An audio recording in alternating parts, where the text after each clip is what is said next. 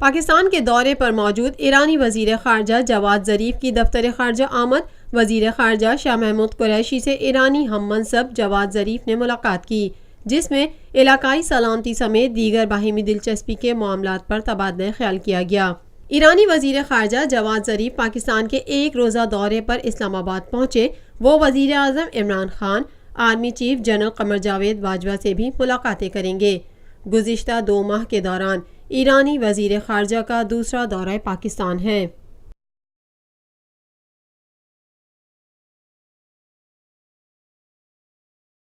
پاکستان میں پہلی مرتبہ حالات حاضرہ کے مختصر مگر جامع پروگرامز، خبروں، تبصروں کے علاوہ دیگر سماجی، تجارتی، ثقافتی، تفریحی، معلوماتی، مذہبی، تعلیمی، صحت اور بچوں کے پروگرامز صرف TNN TV پر۔